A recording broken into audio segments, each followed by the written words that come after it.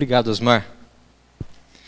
Osmar, a quem eu chamei de Oscar a noite inteira ontem, ele foi muito gentil, só no final da noite falou, é Osmar.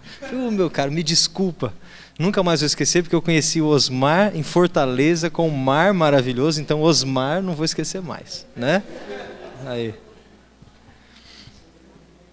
Tá aí a ligação. Boa noite, pessoal. É bom estar aqui de novo com vocês. Obrigado pela recepção mais uma vez. Agradeço Osmar e todo o corpo pastoral por nos receberem aqui tão bem e tão carinhosamente. É uma alegria estar aqui. Deixa eu consultar quem não esteve aqui ontem ou hoje à tarde, quem chegou agora. Tá ok. Então tem alguns pontos que eu vou repetir. Peço desculpa aos que já estavam antes, mas são importantes para a gente poder prosseguir na nossa conversa. Eu fiquei refletindo nessa música e o Osmar fez a provocação. O Osmar não, quem estava cantando? Me esqueci o irmão que estava cantando. Rafilski. Estava cantando aqui. Quem explica Deus, hein? Quem explica Deus? Tudo que você conhece de Deus é revelado, não é? Você só conhece alguma coisa de Deus porque Ele quis se revelar.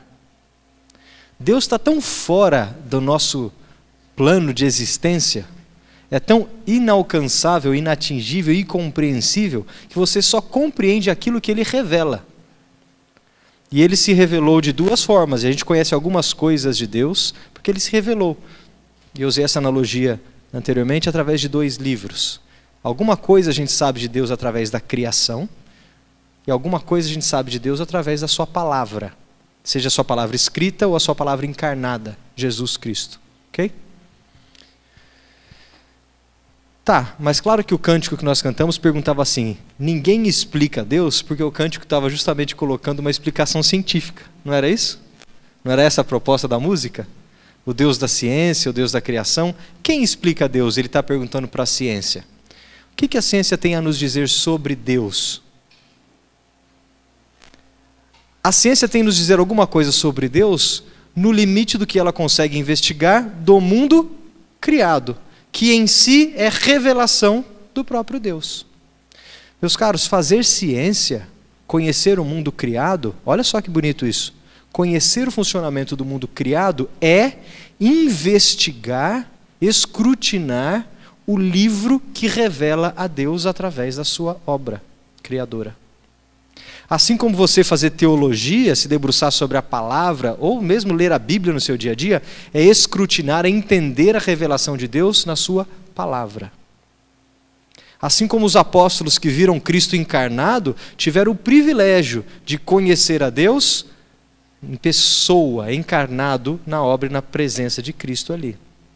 Mesmo assim, a gente só conhece Deus quando Ele se revela. Tá, e quem explica Deus então? Cientificamente falando, talvez ninguém explique Deus. E nós nunca conseguiremos definir, explicar, no sentido científico da palavra, o que é Deus ou o seu ser. Nós chegamos ao limite de entender alguns atributos de Deus que nós conseguimos compreender. E a Bíblia é boa nisso quando ela apresenta Deus de diversas formas. Ninguém aqui vai ter dúvida se eu falar que Deus é o nosso Pai. Ok?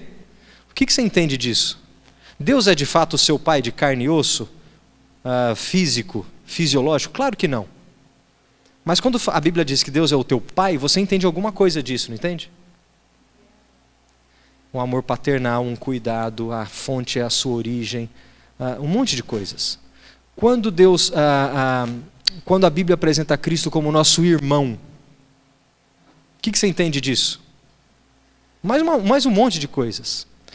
Todas estas, não vou chamar de ilustrações, mas todas estas representações no nosso plano de existência, porque eu sei o que é um pai, o que é um irmão, quando fala que a igreja é a noiva do Cordeiro, tudo isso faz sentido no mundo que eu vivo.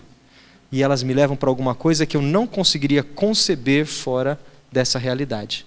Isso é o que a gente chama de acomodação. Para Deus ser entendido por nós, humanos, criaturas, Ele se acomoda na nossa linguagem. Quando Ele se acomoda na nossa linguagem, a gente consegue entender alguma coisa, não esgotar o conhecimento dEle, mas alguma coisa é compreensível. Quando Jesus Cristo encarnou na terra e habitou entre nós, como é que a doutrina teológica chama isso? De humilhação, não é? Deus se humilhou e se fez carne. No sentido de humilhar, de se reduziu, se limitou. Deus que é eterno, que não tem forma, não tem espaço, não tem tempo, em um momento da história se encarnou, limitado, num corpo, numa região geográfica, numa época da história. Ele se limitou, se acomodou à nossa compreensão. E aí nós podemos entender alguma coisa de Deus. E vimos o Filho como que víamos ao Pai. Não era isso? Porque quem via o Filho via o Pai. Então, nesse sentido científico, ninguém explica Deus, no sentido de esgotar uma explicação. Mas você, crente, você explica a Deus. Na verdade, você tem o dever e a responsabilidade, na verdade, você tem a missão de explicar Deus nesse mundo aqui. E está cheio de gente aí fora que não conhece Deus e precisa ter Deus explicado para eles, de forma que eles entendam, assim como você entende. O crente tem que explicar Deus, não cientificamente, mas o crente tem que apresentar Deus ao mundo, porque nós somos os agentes dessa missão conferida à igreja. Ok? Claro que a música vai tratar de pontos interessantes, até discutíveis. Vocês imaginam que eu devo ter algum ponto de discordância com a letra da música que nós cantamos aqui? Não tem problema. Mas a mensagem que ela quer passar é a seguinte: cientificamente, meu caro, Deus não cabe numa explicação só, não. Mas isso não quer dizer que você não tem o direito de dizer que não consegue explicar Deus para ninguém. Porque é muito pelo contrário. Se alguém tem que explicar quem é o teu pai, é você, filho. Ok? Posso falar um amém? Amém? Amém, beleza. Eu sou presbiteriano, para eu falar amém demora. Então, na hora que fala, tem que sair, né? Vamos lá. Essa conversa é um pouco mais leve, mais curta do que as que nós tivemos hoje e que nós tivemos ontem. Então, claro, eu vou partir de novo do pressuposto que eu estou falando para irmãos na fé. Tem coisas aqui que eu não vou precisar explicar, porque eu acredito que você entenda pelo seu pressuposto de fé. O título é Batizado e Diplomado. É que está falando um pouco de vocação de cristão cientista, ou de cientista cristão. Eu quero falar especialmente para você, jovem, ou profissional, ou pai de uma criança, de um adolescente, que está envolvido com ciência ou tecnologia, ou até educação, como carreira profissional. E como ministério, como trabalho na igreja. Batizado porque eu creio que estou falando para pessoas que reconhecem Cristo como seu Senhor e Salvador da sua vida, portanto foram batizados, ok? Pertencem à família da fé. E diplomados, porque talvez você já tenha passado por um ciclo de instrução formal e tenha um diploma universitário que te qualifica ou te dá a credencial para falar como cientista. Então vamos lá. Eu não preciso me apresentar de novo, mas para os que chegaram agora, eu sou um professor universitário de um curso de engenharia da Universidade de São Paulo. Represento aqui hoje nesse trabalho maravilhoso de convite que os pastores de Fortaleza fizeram, a Associação Brasileira de Cristãos na Ciência. E sou um presbítero da Igreja Presbiteriana Ebenezer, lá em São Paulo, e de novo deixo o convite para quem quiser, venha nos visitar, cultos lá em Santana, na Zona Norte de São Paulo, domingo às 9 e às 19 horas. Irmãos, foi propaganda, hein? Propaganda de graça da igreja. Deixa eu falar um pouco sobre o contexto em que nós cristãos vivemos. Eu vou chamar isso, de grosso modo, faz parte da nossa cosmovisão cristã, ou seja, a visão de mundo do cristão. Se você pensar na história da humanidade, na verdade a história do cosmos, do universo como um todo, o universo foi criado de uma maneira, de uma forma, com um propósito. Chamamos isso de criação. Ok? Porém, em algum momento da história, por conta da rebeldia do homem, houve a queda. E aquela criação que tinha sido feita perfeita, para um propósito perfeito estabelecido por Deus, foi corrompida. Ela não foi aniquilada, destruída, terminada, mas ela foi corrompida, estragada, de alguma forma, com o nosso pecado. a ponto da Bíblia dizer que toda a criação agora geme, ou anseia, ou espera o momento da sua restauração.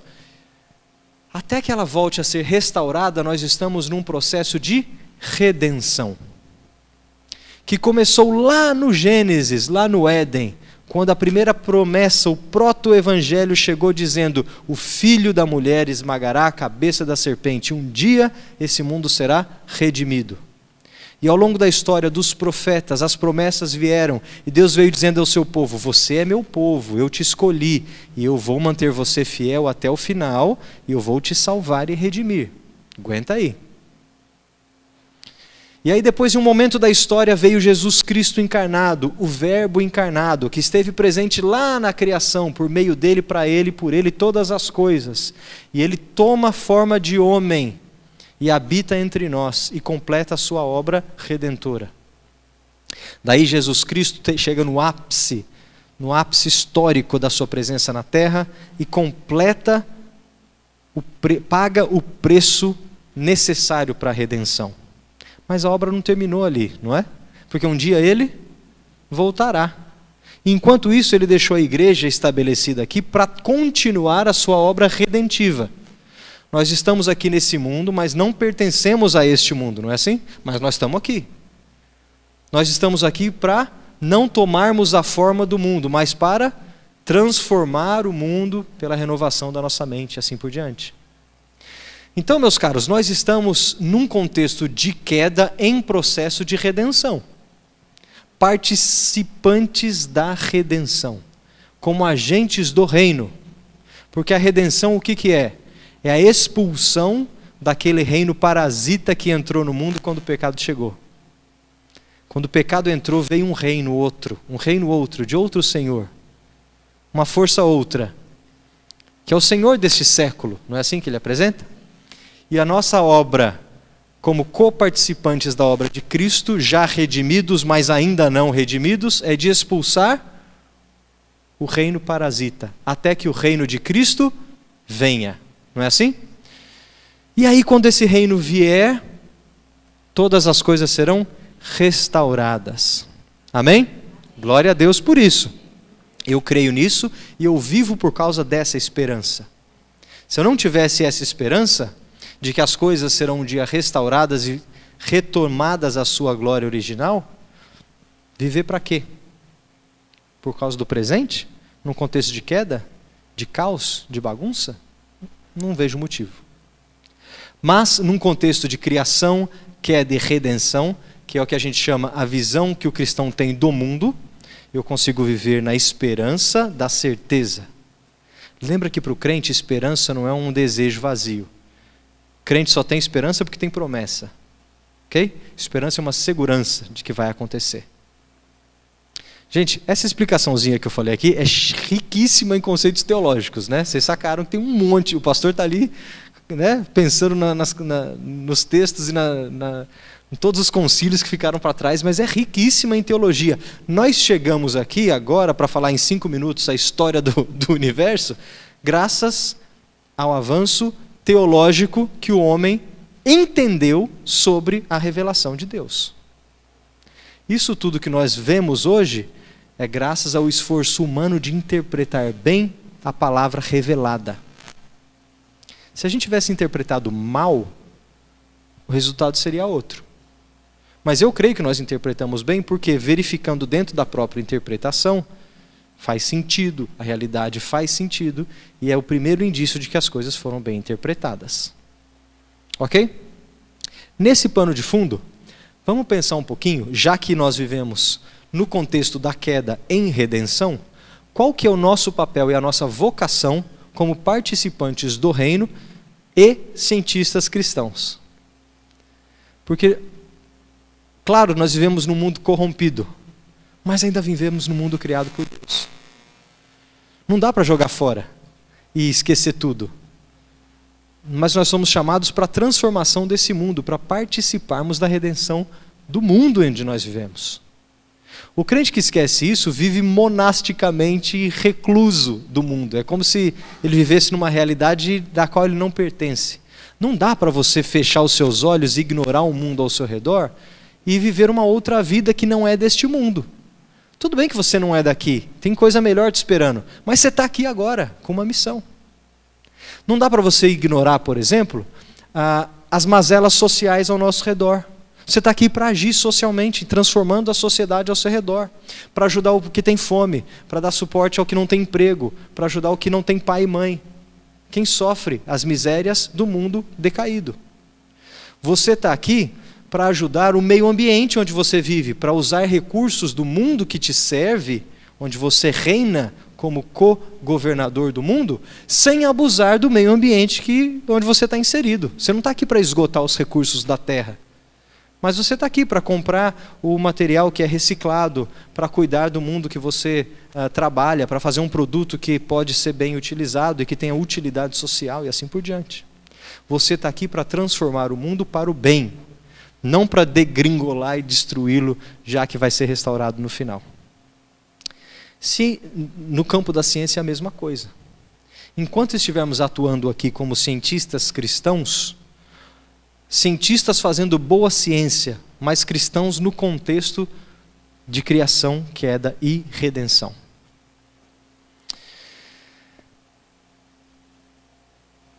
Quem aqui é pai e mãe? Levanta a mão. Quem tem filhos? Acho que até a maioria. Legal.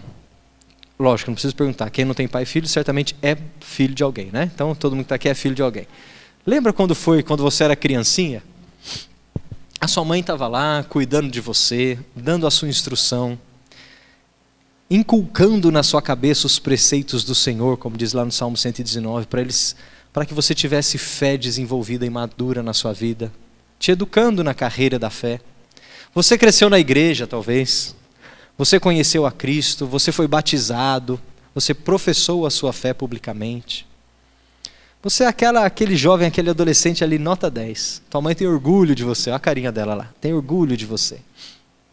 Aí chegou naquela idade ali dos seus 15, 16, 17 anos, vai prestar vestibular, vou seguir uma carreira, vou fazer o que da vida? E aí você fala para sua mãe, mãe, quero ser cientista. Qual foi a reação dela se isso aconteceu com você? Qual deve ser a reação dela se isso ainda vai acontecer com você? O que você acha? Eu já vi isso aqui acontecendo. Mãe, quero ser cientista. Ai, meu Deus do céu, perdi meu filho, criei ele tão bem na igreja. Vai mexer com essas coisas, isso é coisa do diabo, meu filho, mexe com isso não. Vai te corromper. Melhor você tentar ser jogador de futebol, não é? Acho que só tem uma coisa pior para a mãe, é ser músico, não é? Ele não está nem... Olha lá. Falar que quer ser músico é pior ainda, aí ela arranca os cabelos. Mas ser cientista está quase lá. Agora vira o disco, pensa do outro lado. Você que é mãe ou pai, se teu filho falasse isso para você agora, qual seria a tua reação? Pai, mãe, quero ser cientista. E aí? Filho, faz isso não, mexe com isso não. Ou à noite aquela conversa no quarto. Querida, precisamos arrumar um jeito de convencer esse moleque que não dá para ser cientista. No Brasil, então, impossível. Vai viver de bolsa a vida inteira. Vai ser o quê? Vai ser pós-doc por 20 anos até arrumar uma vaga numa universidade pública? Não dá para viver de bolsa aqui. Vai mexer com esses assuntos polêmicos, não vai nem entrar na igreja. Não vai poder tomar ceia, vai arrumar encrenca com o pastor. Não pode ser cientista. Gente, se alguém pensa assim, ou ainda pensa assim, ou corre o risco de pensar assim, eu não estou falando dos aspectos financeiros da vida de cientista, que de fato é um desafio à parte no nosso contexto brasileiro, tá bom? Eu e minha esposa demoramos anos para casar, porque eu tinha bolsa de iniciação científica, de mestrado, nunca juntava mais do que R$300 por mês, e demorava para casar, né? Não deu, demorou. Mas tudo bem. Mas pensando agora do lado espiritual, existe algum impedimento numa vocação genuína e sincera de um cristão que quer ser cientista? Se existe, é porque a gente ainda enxerga fé e ciência como duas forças num duelo. Eu espero que isso já tenha ficado claro para você desde ontem e hoje à tarde, que esse modelo de duelo, apesar de ser um modelo cristalizado na nossa igreja, na nossa formação, na nossa história, é um modelo equivocado. Porque por muito mais tempo e ocasião, fé e ciência, ou igreja e comunidade científica, para falar de instituições, estiveram mais próximas do que separadas. Que não foi o impulso para a ciência moderna, senão a reforma protestante, que deu abertura de pensamento, abertura de universidades, e deu a possibilidade de encarar o empreendimento científico como um empreendimento genuíno, lícito e legítimo para o cristão. Que desmistificou a ideia de que trabalho santo é somente o trabalho clerical, aquele que se envolve com as escrituras, o pastoral. Ok? Mas vamos pensar o seguinte. Está lá aquela curva de decisão na vida do jovem. Eles estão crescendo, vão escolher o que vão ser quando crescer, e aí a mãe fica feliz. Meu jovem vai ser engenheiro, olha que profissão linda, né? Vai ser professor, vai ser arquiteto, vai ser médico, vai ser verdureiro, vai ser sapateiro, vai ser qualquer coisa. Mas parece que se ele escolher ser pastor, glória a Deus, que abençoado, não é? Porque aí sim está uma profissão santa. Às vezes ele até coloca essa profissão mais santa do que as outras, porque parece uma bifurcação para um lado aí, ó. Eu escolhi o lado esquerdo sem pensar, mas é uma bifurcação à esquerda, tá bom? Melhor do que ser qualquer outra coisa, se meu filho for pastor, não vai ter dinheiro, mas está santo, né? Não é? Agora olha só, eu coloquei de propósito do outro lado. E se ela escolher ser cientista, hein? Tem gente que enxerga como duas coisas diametralmente opostas. É mais ou menos como se um fosse ministro da palavra e o outro fosse ministro da antipalavra ou das trevas. E aí vai chegar ao ponto de falar assim, aquele meu filho que escolheu ser pastor, ele é abençoado, aquele lá é santo. Aquele tomou uma decisão inspirada e iluminada. Mas aquele que escolheu ser cientista, esse daí teve influência de alguma outra força. Porque mexer com ciência é uma vocação das trevas. Gente, claro que eu estou fazendo uma caricatura, exagerando e até gastando tempo demais nesse ponto. Mas no fundo, às vezes isso acontece.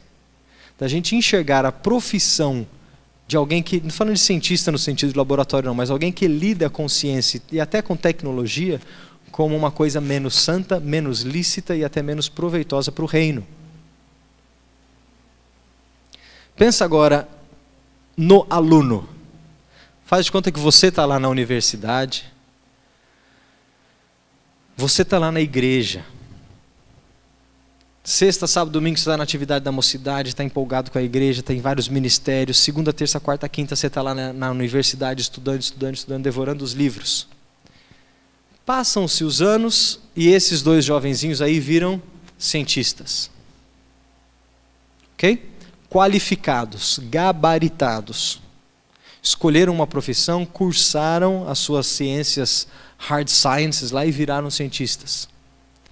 Claro, tem ainda uma vida na igreja, são membros da Igreja Batista Central, da Igreja Presbiteriana Nova Jerusalém em Fortaleza, mas se graduaram como biólogos e astrônomos lá da Universidade Federal, da Unifor, da Unicef, já estou aprendendo os nomes das universidades aqui. Estão lá os dois, batizados e diplomados. E aí? Aí a vida começa, a vida profissional começa. Os dois estão, olha só, credenciados pelos dois territórios, aqueles que nós tentamos aproximar antes. Eles são reconhecidos como família da fé. Ok? Eles foram batizados, estão lá. Fazem parte, membros de igreja, família da fé, com todos os direitos e deveres que isso traz.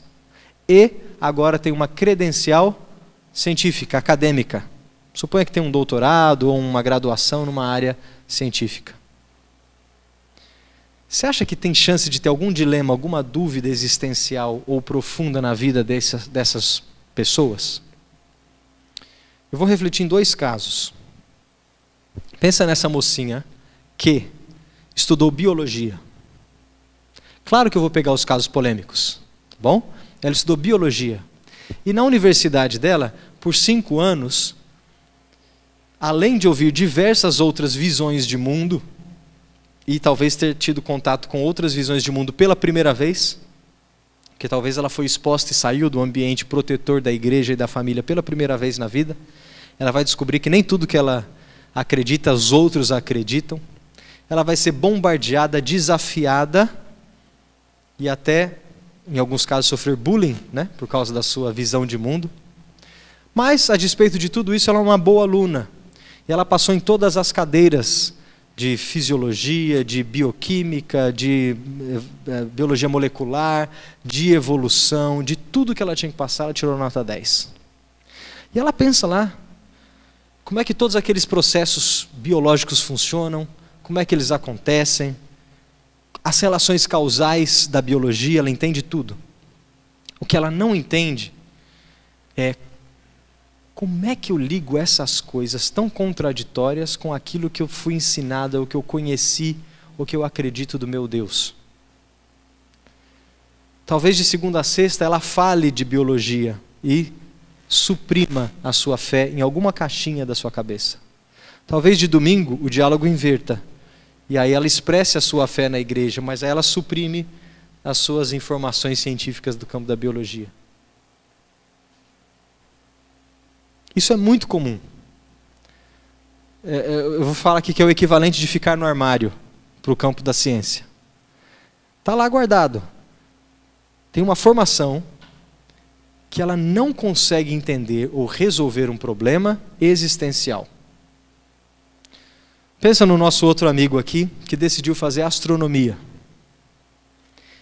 Ele vai estudar astronomia, astrobiologia, cosmologia, vai pegar todas as cadeiras de física, vai ser aquele aluno brilhante, palestrante internacional em conferências sobre cometas, por exemplo.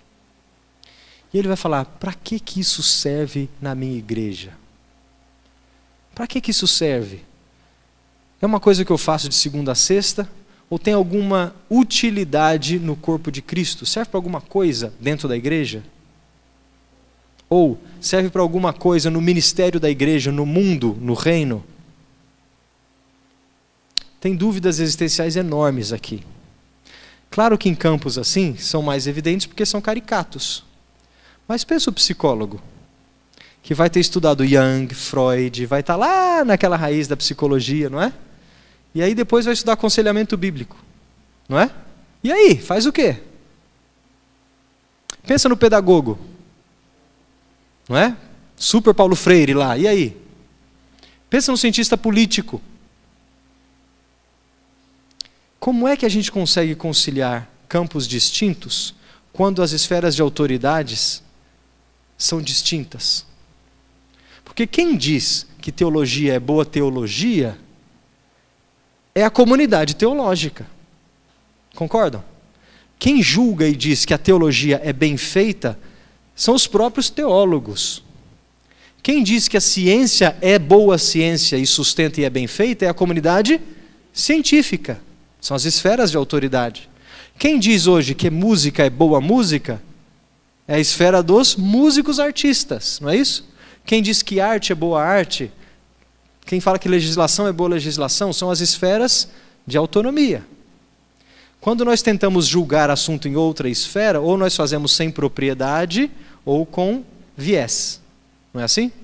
Quando você consegue credencial na sua esfera, você está apto para emitir julgamento na sua esfera de autoridade. Mas vamos para frente. Pensando que esse cara então faz boa ciência, e é crente de verdade, e ele vive com alguns problemas polêmicos que ele não consegue resolver. Ele consegue viver assim, ou ele tem que largar um dos dois lados? Nós já vimos que às vezes a pessoa larga um dos dois lados, e muito provavelmente ela vai largar o lado que lhe dá menor apoio em termos de autoridade, de esfera de autoridade, que acaba sendo a igreja. Claro que nós não queremos que isso aconteça, por isso a gente precisa pensar antes. Será que enveredar numa carreira científica seria uma carreira justa? Justa no sentido de reta, de retidão. Será que eu agrado a Deus fazendo ciência? Independentemente do resultado que eu descubra no laboratório. Mas o exercício de fazer ciência, será que isso agrada a Deus? Primeiro, para a gente refletir nesse ponto, deixa eu definir o que é ciência. Ciência, eu estou colocando aqui de forma bem ampla, é qualquer empreendimento humano, feito então por homens, que nos permite aprender, conhecer, compreender, entender, coloque aí o sinônimo que você quiser, como é que o mundo natural funciona. Ela não tem, por definição, acesso ao que está fora do mundo natural, aos propósitos, às intenções, ok? Mas ela se limita a compreender o funcionamento do mundo natural. Claro que algumas vezes são holofotes distintos e as coisas se misturam. Por exemplo, se eu disser assim, eu amo a minha esposa. Quando eu vejo a minha esposa, eu sinto amor ou paixão por ela. Ok? Todo mundo entende essa frase.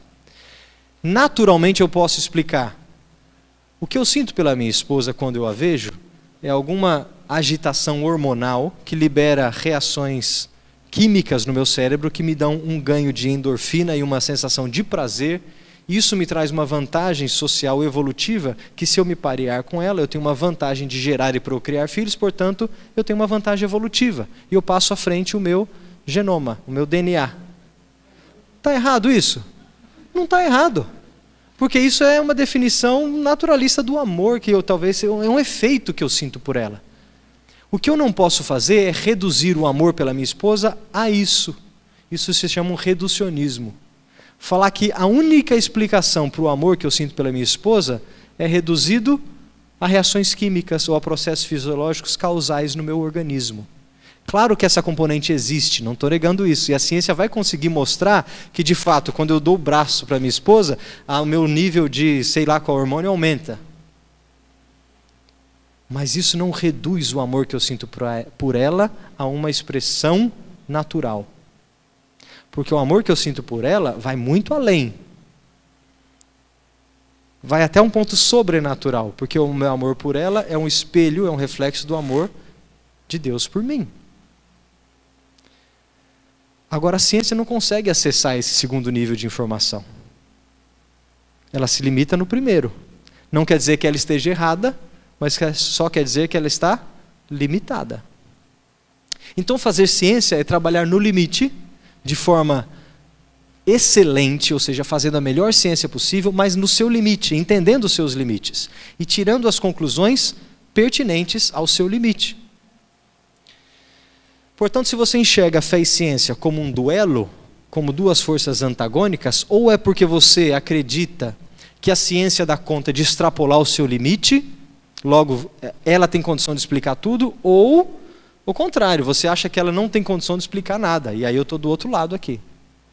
Mas se eu enxergar ciência e fé, de novo, como um problema de leitura, onde eu preciso jogar luz na realidade com perspectivas distintas, eu consigo compreensões diferentes da mesma realidade. O amor pela minha esposa, de uma perspectiva, tem reações fisiológicas. De outra perspectiva, tem conotações espirituais. E tem outras perspectivas também que eu posso projetar luz aí. Isso foi o que nós vimos ontem e hoje. E, para recapitular para quem não estava aqui, uma forma de você enxergar a realidade é entender que Deus se revelou de duas formas, através de uma revelação geral e uma revelação especial, e que o nosso exercício de ler os dois livros do mesmo Criador é um exercício humano, que se chama ciência quando eu entendo que o mundo natural me informa, mas se chama teologia quando eu entendo o que as Escrituras me informam. Claro que é uma interpretação humana, portanto, às vezes ela vai estar errada na leitura dos livros e pode discordar. Mas se eu estou lendo errado aqui, não quer dizer que o autor escreveu errado lá. Portanto, se a discordância é aparente, ela está no nível do leitor e não no nível do autor. Essa analogia a gente chama de os dois livros da revelação. Tudo bem?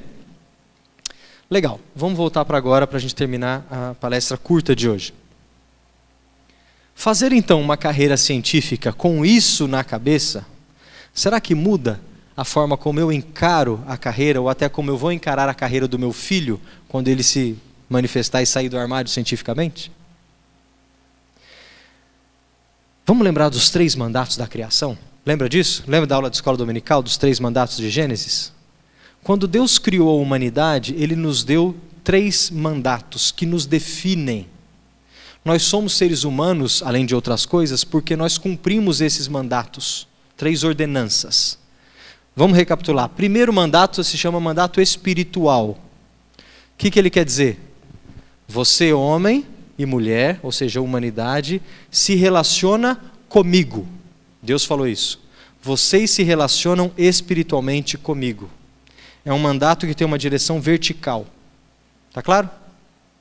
Todo homem tem uma sede, uma fome de Deus, uma necessidade de se reconectar ou de se relacionar com Deus, mesmo ele reconhecendo ou não, porque é um mandato dado à humanidade.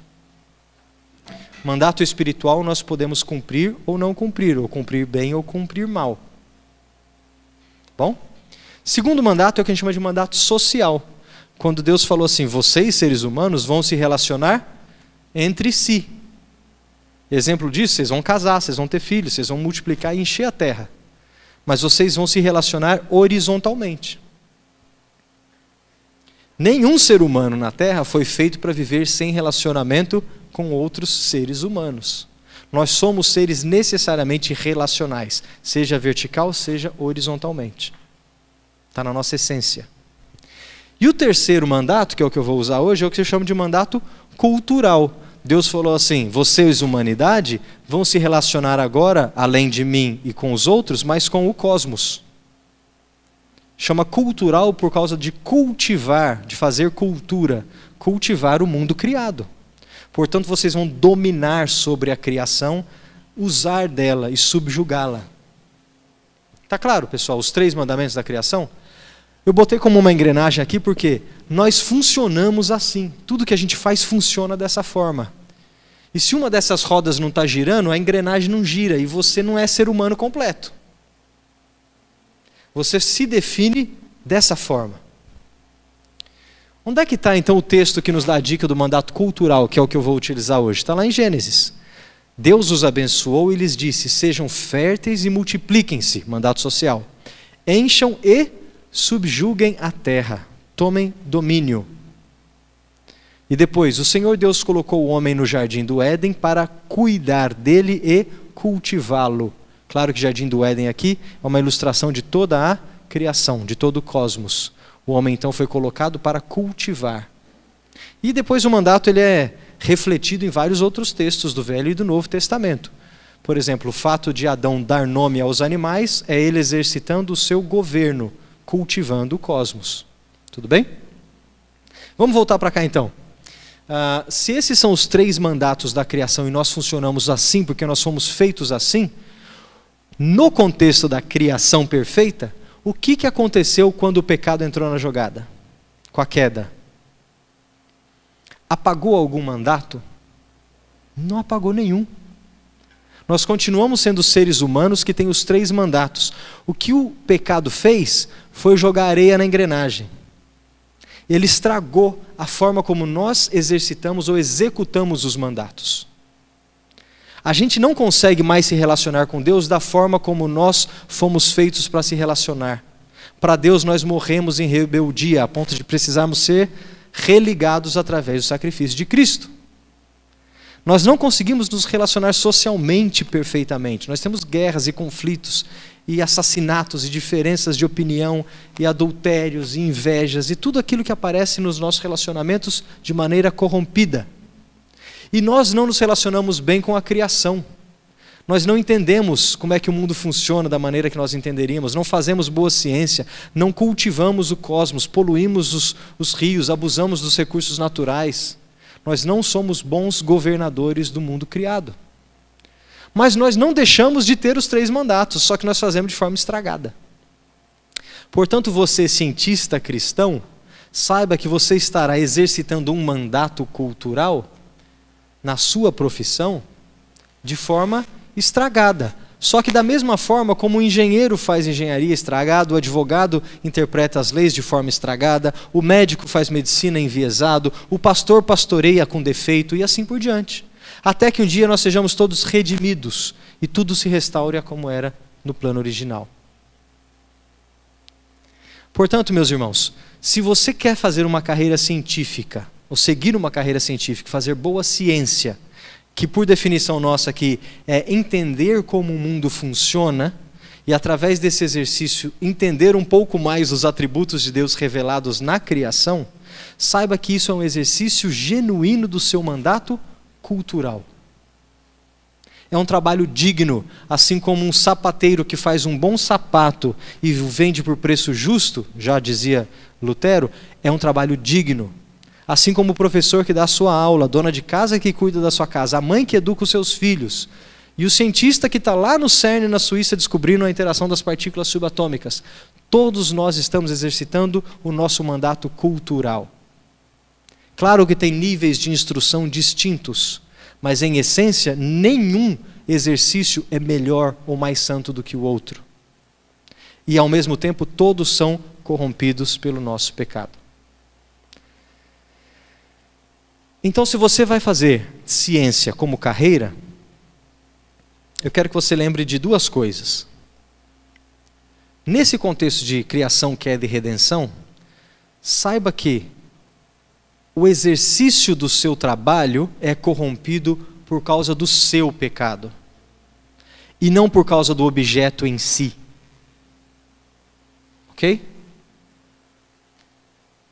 A ciência ou o método científico não faz juízo de valor. Não existe método científico que agrada a Deus ou que desagrada a Deus. Ela é neutra enquanto método. Um explosivo, enquanto material, ele é neutro enquanto matéria. Ele não é nem bom nem ruim. Ele não agrada nem desagrada a Deus. Ele pode ser usado por uma pessoa para cavar um poço, explodir e cavar um poço e achar água e ter um uso útil. E aí ele agrada a Deus no seu serviço. Como ele pode ser usado para um atentado terrorista e matar milhares de pessoas. E aí ele desagrada a Deus. Portanto, quem faz o juízo de valor é o ser humano que está pecando ou está contaminado pelo pecado. A ciência é neutra enquanto método. Não existe ciência cristã ou ciência anticristã. Não existe ciência ateia. Ela é neutra, ela é um método, é uma ferramenta. Não existe colher de pau para mexer a sopa santa ou não santa. Não existe carne oferecida a ídolo. Lembra de Paulo da passagem? Tudo é de Deus, é a criação dele. Existe cientista com juízo de valor. Existe mãe, engenheiro, pai, cozinheiro que faz juízo de valor. E aí, meu caro, você nunca é neutro. Nunca. Ou você toma atitudes que agradam a Deus ou que desagradam a Deus. Necessariamente. Tudo que você fizer, tudo, pode ser feito de maneira que agrada a Deus ou que desagrada a Deus. Quem faz o juízo de valor é você. Diante de Deus. Diante da face dele. Portanto, você, cientista cristão chamado para trabalhar nessa vocação, faça boa ciência, tranquilo de que o método não é um problema. Não é a ciência em si que é o problema, mas é o cientista. Faça a ciência bem feita, sabendo que você não é neutro. Então vamos lá, refletindo agora no trabalho e na igreja. Como é que eu faço isso no meu trabalho se eu sou um cientista cristão? 2 dicas só. Como que eu posso ser um bom cientista cristão no laboratório? Dê bom testemunho. Seja um profissional excelente. Já que o método científico não é exclusividade do cristão, nem tem método científico cristão, tem a forma como você usa o método. Não faça plágio, não maqueie resultados, não roube dados de ninguém, não forje pesquisa científica, não escreva proposta para o CNPq mentindo nos dados. Seja um profissional exemplar.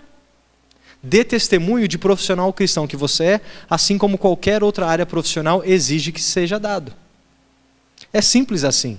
E faça boa ciência sabendo que o método que você usa é um método neutro.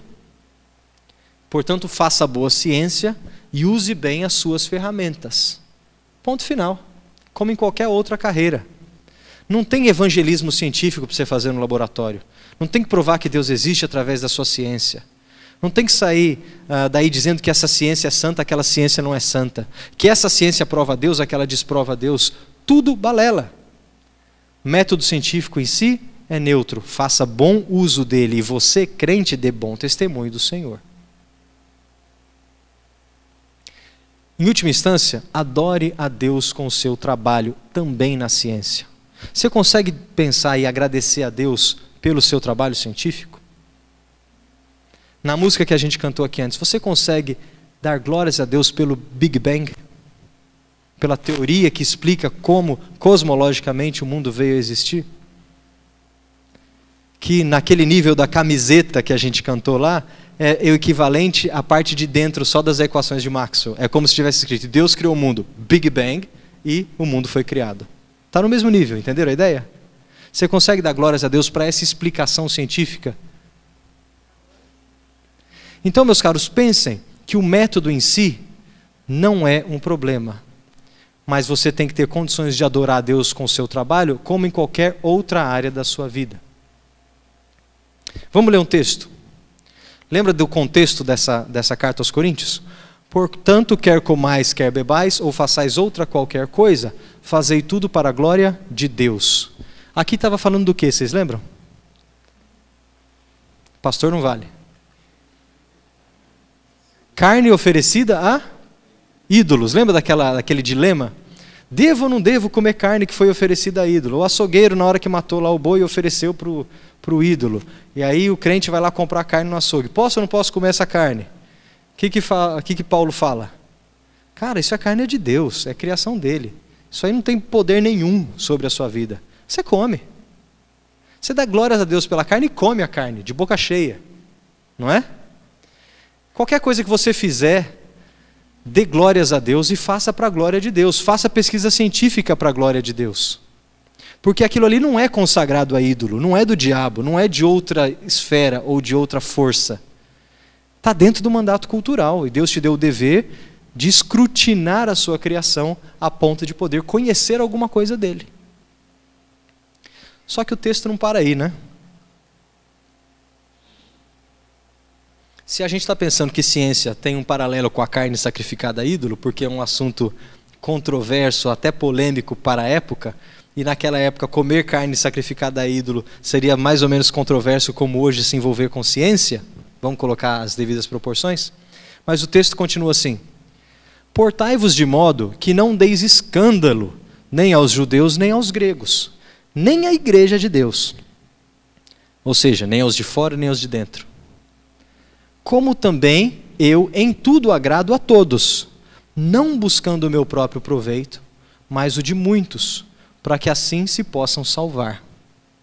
Quando o assunto é controverso, e ele toca questões em desenvolvimento no nosso processo teológico, intelectual e até social, nós temos que ter cautela redobrada. Paulo está dizendo o seguinte: no contexto da igreja, é importante que todo o corpo, bem ajustado e unido pelo auxílio de todas as juntas, cresça em amor e edifique-se a si mesmo. Lembre do contexto da igreja. Lembre da família da fé. Por quê? Quando o teu pastor estiver lá na igreja, e provavelmente ele vai ser um daqueles que esteve lá nos bancos do seminário e pouquíssima instrução científica lhe foi passada na sua vida, provavelmente, com grande possibilidade, o seu pastor é um cara fera em teologia. Mas provavelmente ele tem 0,1% de conhecimento científico. Ok? Mas ele está lá fazendo o seu trabalho, pregando a Cristo, evangelizando, pastoreando, educando a igreja. Imagine o que é que passa na cabeça dele quando aquelas dúvidas todas de quem se debruçou lá na universidade por anos aparecem para ele. O que o pastor pensa com Big Bang, evolução, com dinossauro, com Arca de Noé, com aqueles pontos polêmicos todos que bombardeiam ele todos os dias, sobre os quais provavelmente ele não teve oportunidade de ouvir outras opiniões que não, senão aquelas do seminário e dos livros que ele teve acesso. O que estou dizendo aqui, tem dó do teu pastor de vez em quando, porque o negócio é difícil para quem pastoreia. Porque no contexto do amor fraternal, o pastor vai estar lá penando para fazer o melhor trabalho que ele possa fazer, com a sinceridade de estar instruindo o corpo de verdade. Não estou falando de charlatanismo, não. Estou falando de gente sincera e crente fiel. Mas em algum momento pode chegar o universitário e falar: pastor, peraí, olha isso aqui que eu aprendi, olha esse negócio que eu estou aprendendo, olha isso aqui que eu estou pensando. Se o pastor não tiver condições, base firme, ou estiver bem suportado por quem conheça e consiga pastorear junto com ele, ele toma a carga para si mesmo e ele explode. Fala: não consigo, não dou conta. Menino, não mexe com isso não.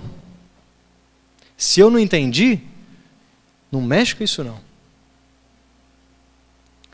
Daí, meus caros, vocês e eu, e nós que trabalhamos com ciência, com tecnologia, que estamos envolvidos na vida da igreja, que somos co-pastores uns dos outros, afiando uns aos outros e edificando uns aos outros em amor, que somos juntas desse corpo maluco e plural e super diverso, que é o corpo de Cristo. Você tem um papel muito importante, um papel importantíssimo, mais ou menos como aquele que o leitor de Coríntios teve quando Paulo explicou para ele carne sacrificada a ídolo. Nós somos agentes do reino. Seja um agente útil, ajude o seu pastor, o seu líder, se você é um cara que tem instrução científica e esclarecimento nesse campo. Talvez você precise pastorear o seu pastor, sim. Quem falou que o pastor não precisa de pastoreio? Talvez nesse assunto de interação entre fé e ciência, você tem mais tempo de estudo e de raciocínio e até de experiência de vida do que ele. E às vezes pastores, principalmente jovens, precisam de ajuda nessa área, sim. Já ouviram falar de pastor que pede aconselhamento para casal mais velho sobre casamento? Quem falou que o pastor tem todas as respostas sobre casamento para aconselhar casal jovem na igreja? Às vezes ele mesmo, o pastor, tem 2, 3 anos de casado. No assunto de casamento, é melhor você ouvir a senhorinha que tem bodas de ouro lá do banco da igreja, do que você se aconselhar com o pastor. Talvez juntos os dois. Em campos de ciência pode acontecer isso também. Talvez você, cientista cristão, junto com o teu pastor, vão formar um excelente time na tua igreja para pastorear as próximas gerações, as próximas mães que não vão ficar loucas, os próximos filhos que não vão ficar loucos, quando tomarem uma decisão de seguir carreira científica. Portanto, para terminar, na igreja, dê bom testemunho. Tenha compaixão e atue com amor. Não faça disso suas bandeiras. Fé e ciência não é uma bandeira a ser levantada acima da bandeira de Cristo. Eu não tenho uma opinião sobre a origem cosmológica que seja mais valiosa do que o amor fraternal dentro da minha igreja. Eu não posso ter uma igreja que acredita nisso, uma que acredita naquilo, e se necessário for, eu racho a igreja no meio.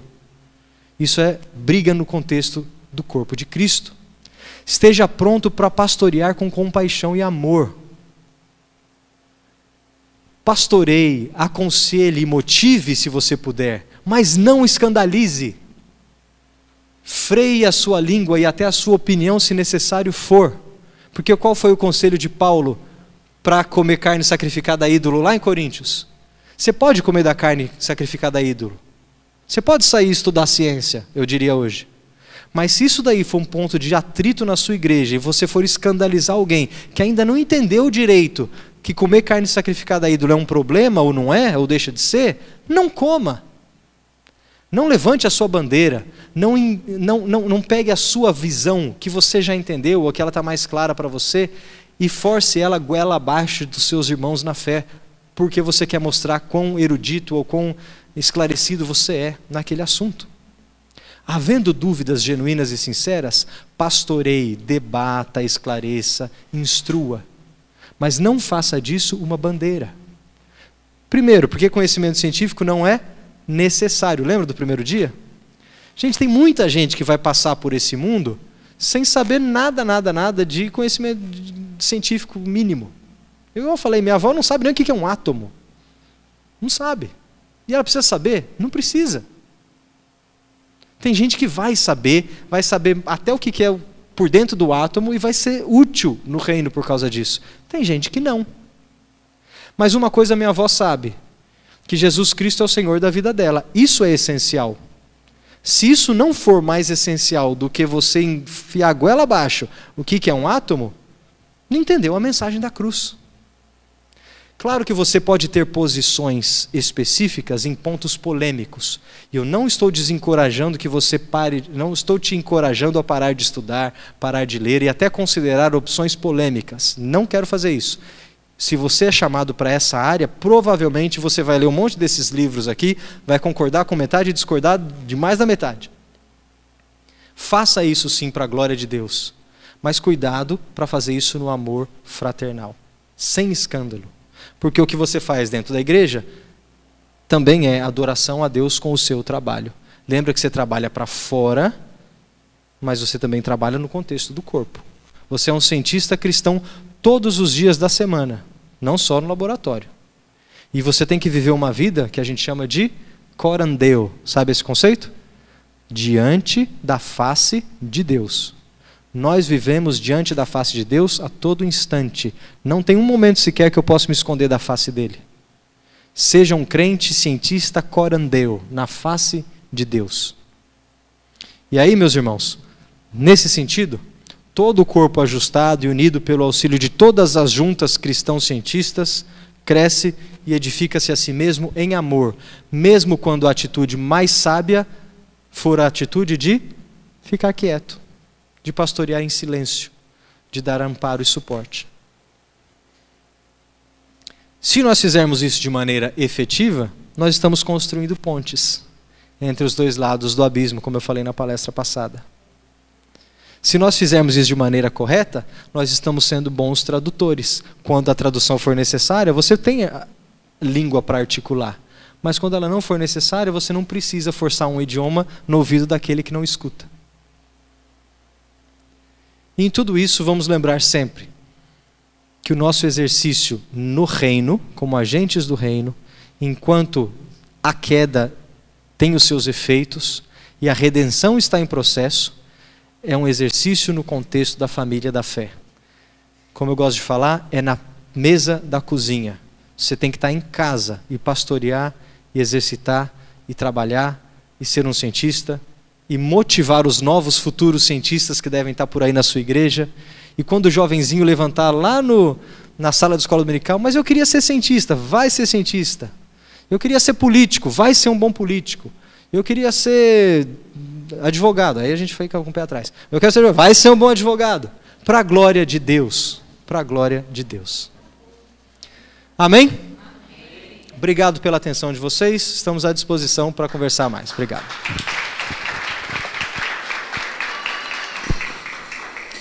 A gente vai passar para aquele momento de perguntas e respostas, né? Como o Johan não está aqui, você não mande mensagem para ele, tá bom, gente? Então não é esse número não é esse número. Quiserem mandar um emotion lá para ele, né? Queridos, o meu telefone anota aí, 981857188. 981857188, tá? Se quiser perguntar, você pode usar o meu WhatsApp, tá? Gustavo, muito bom te ouvir desde ontem, tá bom? Meu filho estava mais feliz ainda, porque ele estava com saudade de alguém falar amor, pastor. A gente se sentiu muito em casa hoje, né? Enquanto o pessoal está mandando as mensagens aí no WhatsApp, a gente podia... Oi? Desculpa. Como é que salva? Desculpa, ainda não entendi. Tá. Daqui entendi. que salve Desculpa, o número desculpa. ainda vai demorar. Então alguém já tem uma pergunta aí de bate-pronto também para fazer? A gente já começa com a pergunta aí direto. Roger, manda lá. É porque está gravando, então é interessante levar o microfone. 981857188. Esse mesmo. Boa noite, eu sou o Roger. Oi, Roger. Primeiro, muito obrigado, Gustavo, né, pelo esclarecimento. Eu não pude vir nas outras duas, mas é um assunto que muito me interessa, né, porque dilemas eu vivi e ainda vivo, né, no meio acadêmico. Hoje eu estou psicólogo e essa é uma questão bem delicada, né, principalmente quando você vai falar de psicologia, né, no contexto de igreja e para alguns irmãos, né. E aí eu acho que talvez seja um comentário, não, talvez uma pergunta não seria porque você não tem como responder, mas a minha indagação é, será que, né, você traz esse contexto da ciência, né, da fé, mas nem todas as igrejas têm essa abertura, né, para se falar. E não tem essa ideia de que o pastor tem que ser pastoreado, e que em determinados assuntos o pastor ele não tem aquela propriedade científica para discutir assuntos polêmicos, assuntos reais, assunto do cotidiano, né, da vida que está acontecendo ali, que a igreja, né, em si não pode fugir. Né, e aí a perspectiva é, né, como chegar muitas vezes, né, e é difícil, você falando, né, de muitas vezes calar e você respirar fundo, de você ouvir determinadas questões que, cientificamente, aquilo ali não faz o menor sentido. Né, e tem evidências científicas que trazem aquilo, não só uma questão mesmo vamos dizer assim, da teoria em si. Né. Então, a minha indagação é como fazer hoje, né, esse processo de que a liderança, né, não só os pastores, mas a liderança como um todo, ela tem esse diálogo, né, assim, realmente de forma rica, em que eles possam ouvir isso de que é necessário discutir ciência e fé nessa perspectiva, e principalmente com pessoas que têm domínio em determinadas áreas. Né?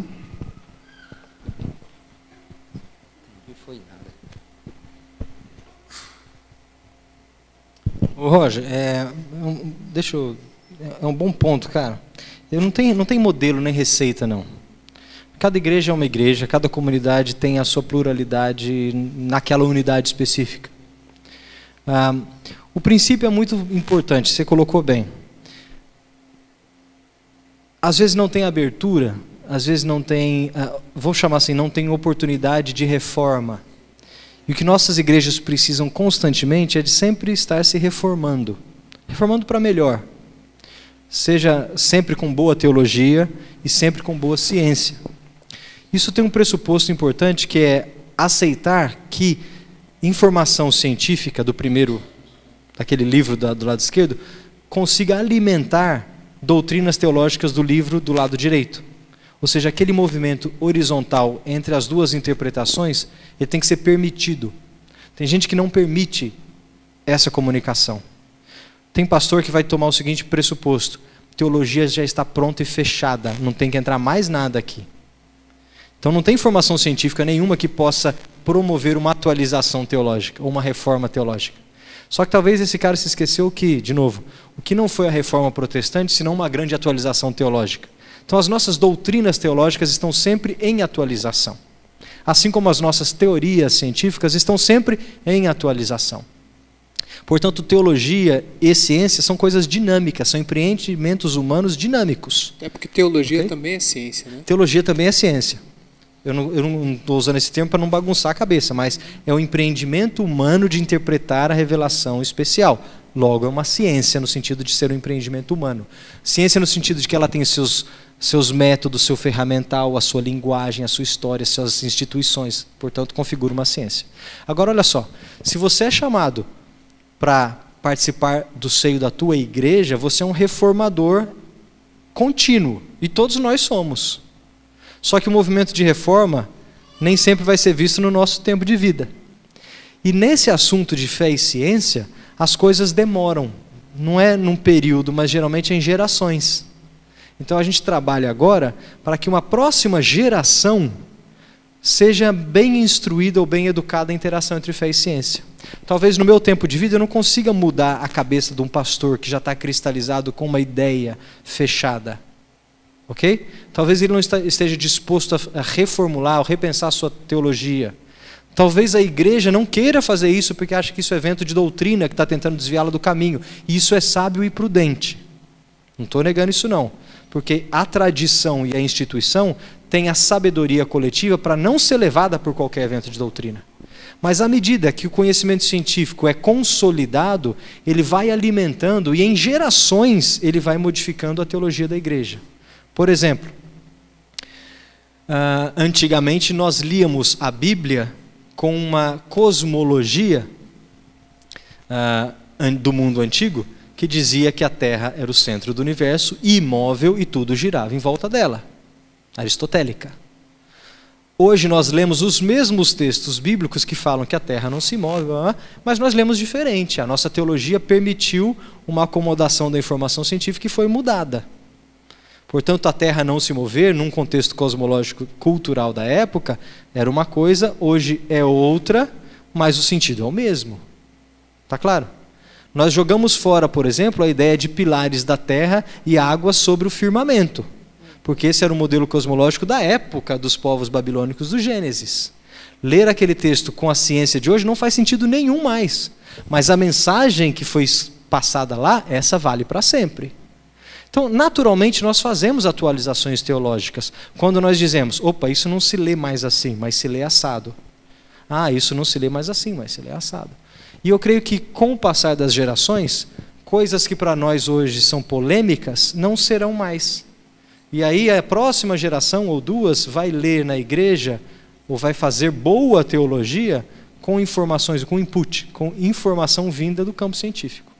Eu creio que os dois campos devem se informar, sim.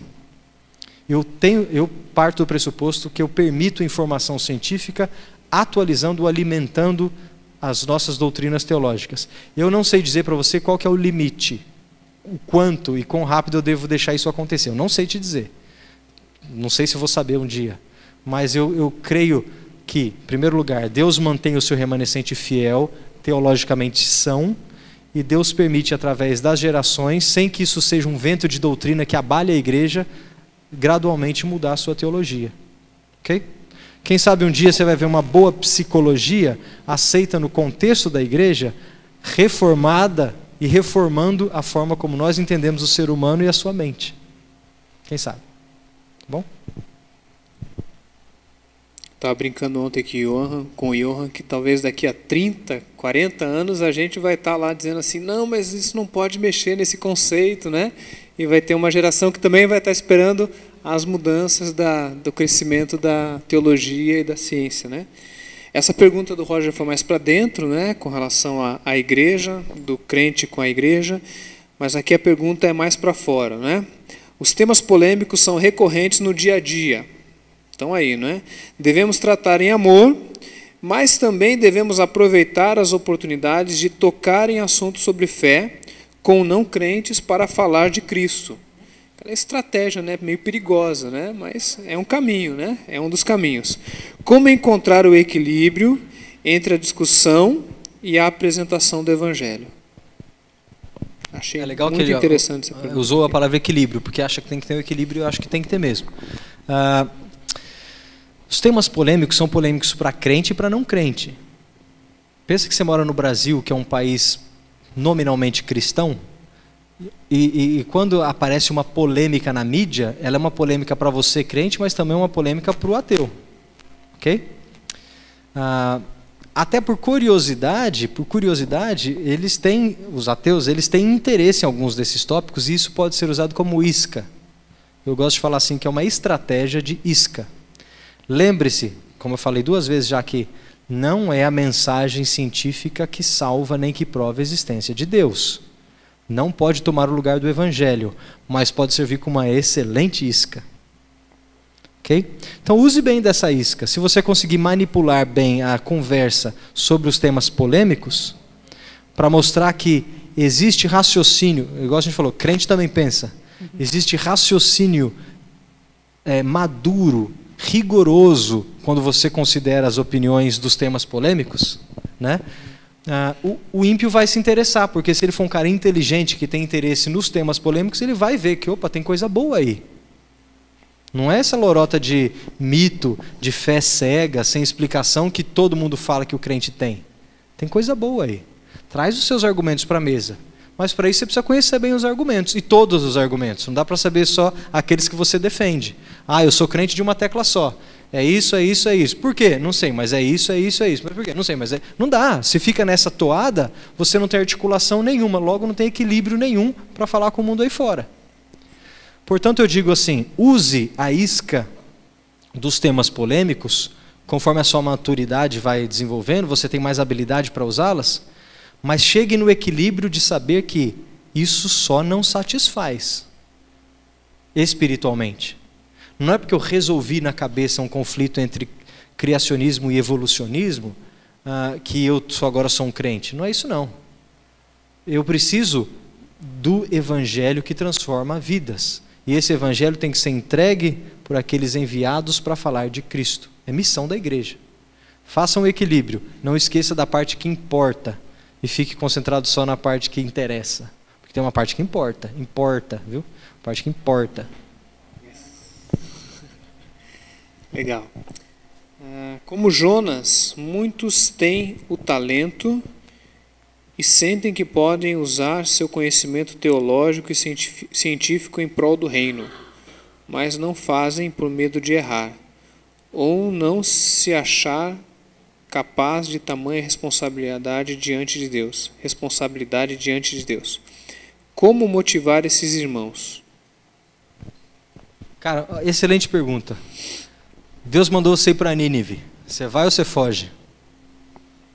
E a Nínive científica hoje, ela cai matando sem misericórdia, igual a Nínive do tempo do Jonas lá, cara.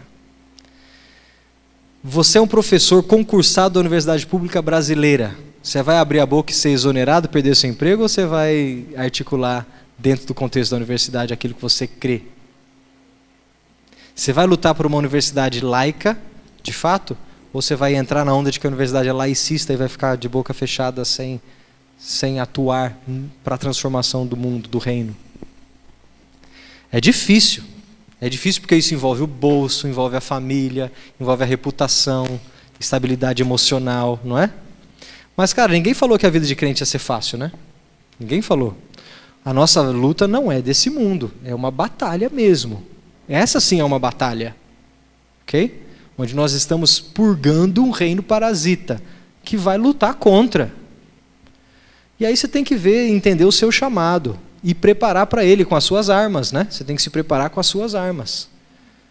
Com o escudo da palavra, lá com a fé do seu lado, com tudo que você está pronto para lutar, para te dar solidez, mas com as armas, com as lanças e flechas que o meio vai exigir.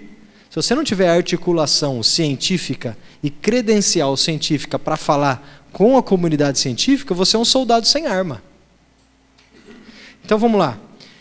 Se você é um Jonas e identifica uma vocação para ser um cientista cristão, transformador do reino nessa área, e tem que ir para Nínive, vamos chamar a Universidade Pública Brasileira, por exemplo, pense nas suas estratégias, fortaleça-se, arrume apoio espiritual da tua igreja, da tua família, ore por isso, mas prepare-se para a batalha.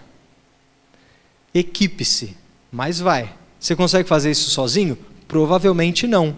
Opa, então existe uma Associação Brasileira de Cristãos na Ciência que, assim como você, tem mais uns 200 mil Jonas no Brasil na mesma posição, que precisam se identificar, precisam trocar ideias, armar estratégias, publicar livros juntos, colocar livros dentro da academia, fazer eventos e palestras e ter voz. A gente precisa, como instituição, dar força para esse movimento, que não é um movimento de uma pessoa sozinha, não. Senão a gente desmonta. Pra vocês terem uma ideia, vou contar uma historinha. Esse livro aqui, ó, chama-se Filosofia da Tecnologia. Nós traduzimos, é um livro da escola holandesa de filosofia que interage muito bem com tecnologia. Nos faz repensar a forma como a gente produz artefatos tecnológicos. É bom para engenheiro, todo engenheiro tem que ler esse livro. Só que esse livro, ele é um livro-texto, utilizado em grandes universidades da Holanda para um curso que se chama Filosofia da Tecnologia, que é dado na graduação, em alguns cursos de pós. Nós queremos, nós cristãos, engenheiros acadêmicos, introduzir esse curso, essa ideia, essa reflexão na academia brasileira. Você pode espremer esse livro aqui, você não vai achar a palavra Deus, nem Jesus Cristo aqui dentro. Mas ele tem uma cosmovisão cristã por detrás, que vem da filosofia reformada holandesa. Ok? Como é que a gente coloca esse livro na sala de aula da Universidade Pública Brasileira nos cursos de engenharia? Se ele tiver escrito aqui na capa, Cristãos na Ciência, ele não entra. Concordam? Então, é uma decisão estratégica. Eu estou escondendo Cristo? Não estou. Mas se eu quiser colocar esse livro na universidade pública como livro-texto, ele é o único livro da série que você vai ver que não tem escrito na capa Coleção Fé Cristã e Ciência. Porque nós queremos que ele seja usado como livro-texto de cursos seculares da Universidade Brasileira e promova a sua mudança em gerações que vão estudar como filosofar sobre a tecnologia de uma cosmovisão cristã, sem que isso seja... não é enganado, nem hipócrita não, porque aqui atrás está escrito, é um livro produzido pela Associação Brasileira de Cristãos na Ciência, mas de cara, se você anuncia assim, ele não entra, por preconceito, porque as nossas instituições são assim.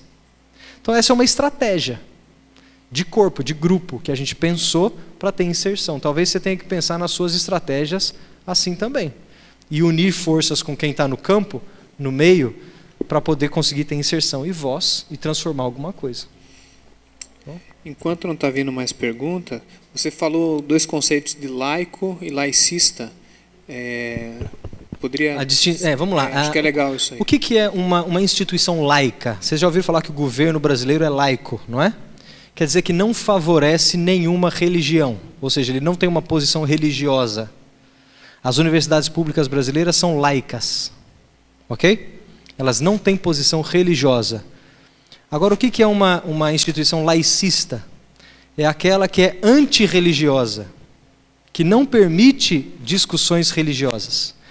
Apesar de, no papel, as nossas universidades públicas serem laicas, na prática elas atuam como laicistas. Ok? Elas não permitem essa discussão que a gente está tendo aqui, ó, não aconteceria na Universidade de São Paulo, abertamente. Eu digo que não aconteceria porque eu tentei organizar lá já e nunca consegui. Mas tem outras instituições que recebem. Né? Na Federal de Minas Gerais, ela já aconteceu. A semana que vem eu estou indo a uma palestra no Instituto Técnico Federal do Rio Grande do Norte, lá em Currais Novos. Lá ela vai acontecer, porque aquela instituição tem uma visão de fato laica. Agora algumas têm uma escola mais laicista, antirreligiosa.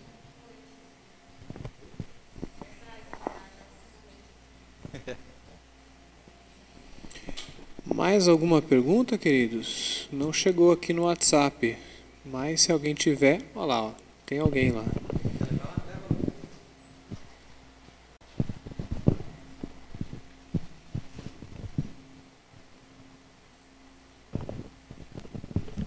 Boa noite. Meu nome é Rebeca e eu sou graduanda de Biologia. E eu estava ontem com uma amiga minha do mesmo curso, só que a gente ficou com vergonha de perguntar. Mas foi uma dúvida que a gente acabou debatendo e eu acho importante perguntar para você. Ontem você falou que chamou a visão da ciência de naturalismo. A visão da ciência, ontem você chamou de naturalismo, certo?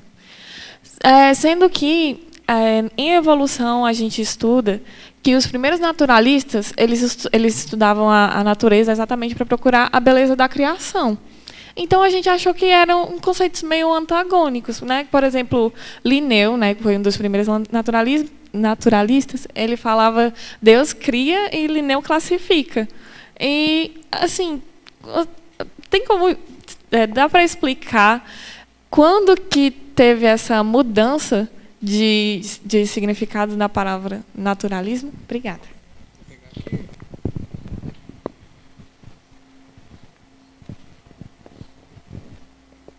Joia, joia, isso é legal. A ciência não é naturalista por definição. Usando o termo naturalista como definindo aquele pensamento que só acredita, ou que acredita que só existe realidade natural ou física. O crente não é um naturalista nesse sentido. O crente entende que existe um mundo real, físico, mas existe um mundo sobrenatural. Existe algo além do mundo natural. Ok? O naturalista filosófico, filosofia naturalista, vai falar: não existe nada além do mundo natural, só existe um mundo natural. Ok? Isso é o naturalismo filosófico. A ciência em si não é naturalista no sentido de que ela crê que não existe nada além no mundo sobrenatural. A ciência, ela é simplesmente limitada e contida no mundo natural. Por definição, ela não consegue alcançar, não consegue acessar e muito menos falar nem a favor nem contra o mundo sobrenatural. Então ela é incapaz, a ciência é incapaz de falar sobre o mundo sobrenatural.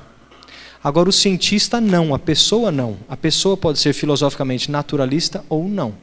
Ok?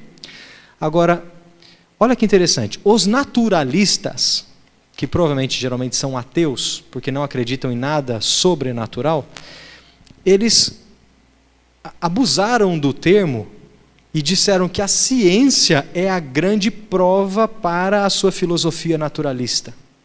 E, na verdade, a ciência moderna. Já ouviram aquela expressão que a ciência matou Deus?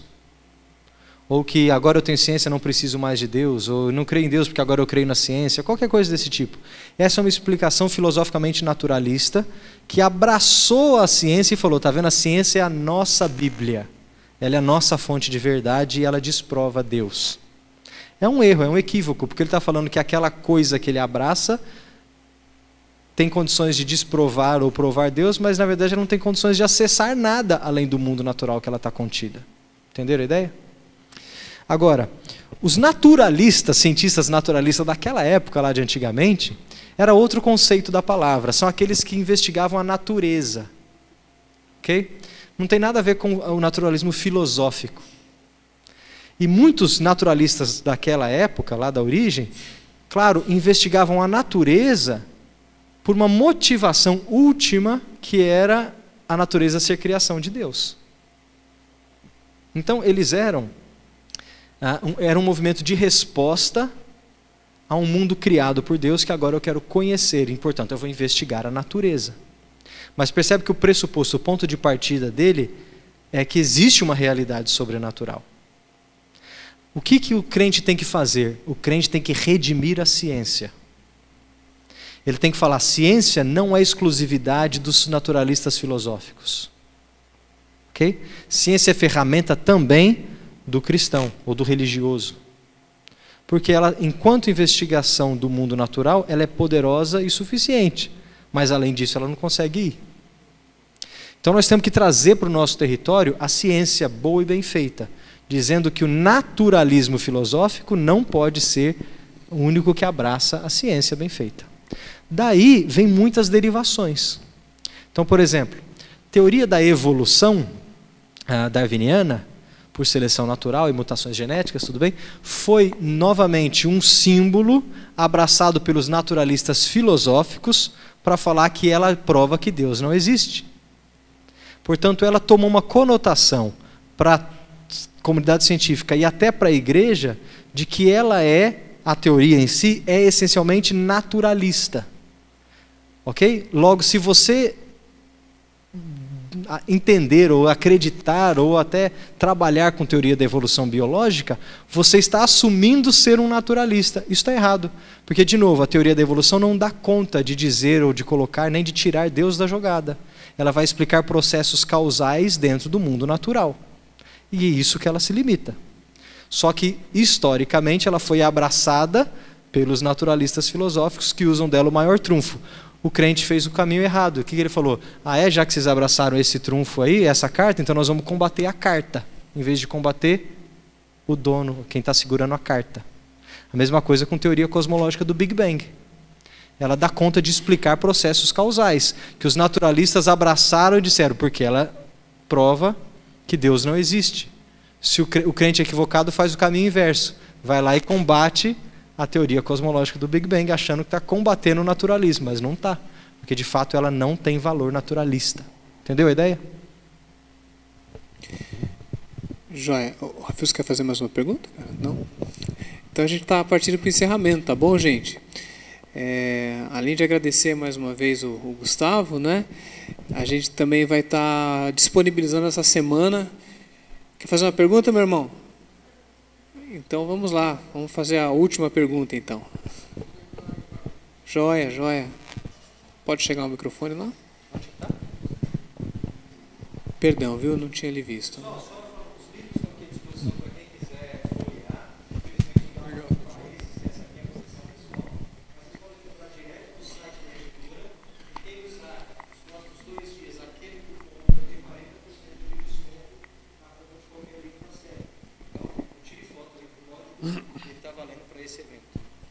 Mas quem quiser folhear, os livros estão à disposição aqui para você conhecer o conteúdo e até conversar sobre eles, tá? Professor Gustavo, eu não represento ninguém, mas estou lhe agradecendo em nome de todos os alunos aqui, dos seus alunos nessa sala de aula. Sua palestra realmente foi excelente, vai nos acrescentar, inclusive, no ramo das mais diversas profissões que aqui se encontram. E a gente bateu aquele papo, né, onde a minha especificidade é mais para trabalhar com os ateus, né, pelo Brasil afora, onde eu falo, porque o ateu, se você falar em Deus no início, cortou o papo, ele não vai querer, isso não vai progredir. Então, o que é que eu tenho feito? Eu falo nos cientistas ateus, para eles dizem, falando em Deus, eu digo, não, estou falando na ciência. Então, eu falo nos cientistas ateus e também nos cientistas evangélicos. E eles baixam a defesa. É impressionante como é a única condição que você tem para conversar com eles. E quando eu falo esses cientistas ateus e não ateus, eles navegam bem, principalmente num campo que são as aparentes contradições da Bíblia. Eu ia lhe trazer ontem, são várias passagens das não contradições da Bíblia, porque eles dizem que a Bíblia é contraditória, é o livro mais contraditório. Eu digo, não é. A Bíblia não existe contradição, ela tem aparentes contradições, né? Aquilo, eu feriria até a terceira e quarta geração, aí depois no próprio Deuteronômio vem e diz, não, o pai que pecar, o filho não levará o pecado do pai. Quer dizer, são várias dessas colocações que eles sabem muito bem, né? Então, esse é o caminho que eu pude encontrar, né, para poder conversar com eles e fazer também o meu trabalho.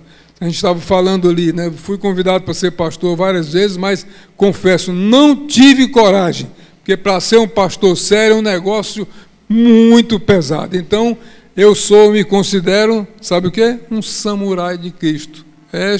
É assim que eu vou pelo Brasil afora, falando como um samurai de Cristo, né? Quando a gente vai levando, então, a palavra. Mas muito obrigado, que Deus lhe abençoe com saúde, sucesso e sabedoria a você, a sua esposa e a sua família. E esperamos aqui uma próxima, né? E outra coisa, que é muito necessário, monte uma palestra também sobre Apocalipse, tá? Porque nós estamos caminhando para o final do tempo, vocês bem sabem disso, e tem muita dúvida a respeito. E as igrejas não falam muito em Apocalipse. Amém? Amém. Obrigado. Quer falar agora sobre Apocalipse? Não? Então tá bom. A gente vai encerrar. Estava falando ali com o pastor Mário, também no início, talvez você se sentiu especialmente empolgado com o tema, né? Foi proveitoso para todo mundo, não foi não? Foi bênção demais, né? Mas talvez você mexeu um pouco mais e, puxa, eu me sinto vocacionado para fazer algo além do que simplesmente escutar. Então, a ABC2 incentiva grupos de estudo e grupos, inclusive, de mobilização, tanto dentro da igreja, para formar pessoas que queiram discutir mais profundamente sobre temas talvez polêmicos, mas não querendo dividir, mas encontrar pontos de convergência, mas também grupos de estudo que vão entrar nos universos acadêmicos para ter representação, dizendo que nós somos um país laico e não laicista, e entrando nesses lugares, então, de maneira argumentativa, científica, né? Entendendo, então, como a teologia como uma ciência, né? Também debatendo essas coisas. Então, se você tem interesse em formar um desses grupos, tanto na IBC, lá no Atos, quanto na IPNJ, se você tiver esse interesse, vem falar com a gente. Existem outras possibilidades, até de outros eventos aqui em Fortaleza, a partir desses grupos, a partir dessas igrejas. Então, você pode falar com a gente e a gente vai fazendo, então, essa caminhada.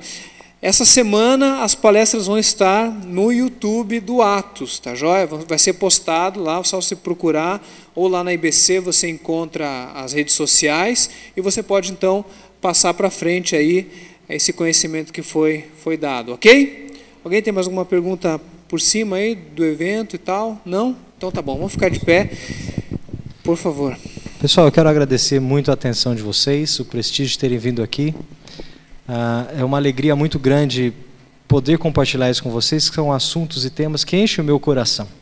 E vem enchendo a minha cabeça por um tempo, minha esposa é prova disso. Né?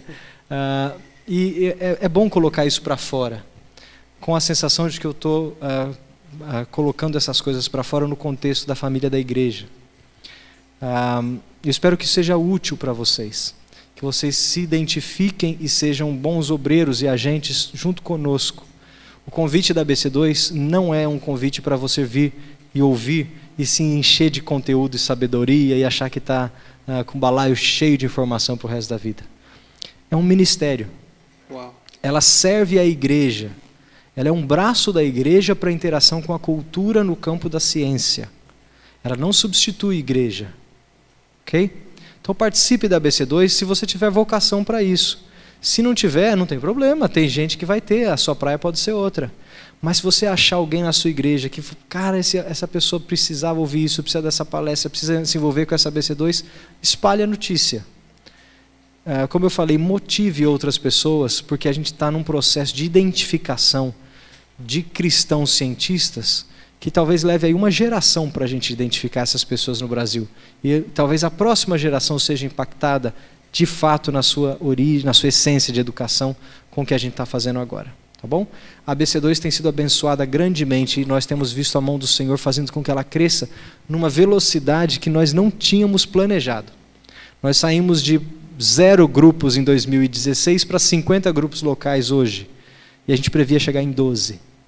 Então é um negócio assim fora da nossa expectativa. Então participem e venham abençoar e serem abençoados conosco nessa iniciativa, tá bom? Muito obrigado aos pastores que organizaram e nos trouxeram aqui. Estamos à disposição, é um prazer conhecê-los e fazer novos amigos, especialmente ao Osmar. Obrigado pelo carinho de novo. Um prazer te conhecer e vamos manter contato, tá bom? Obrigado.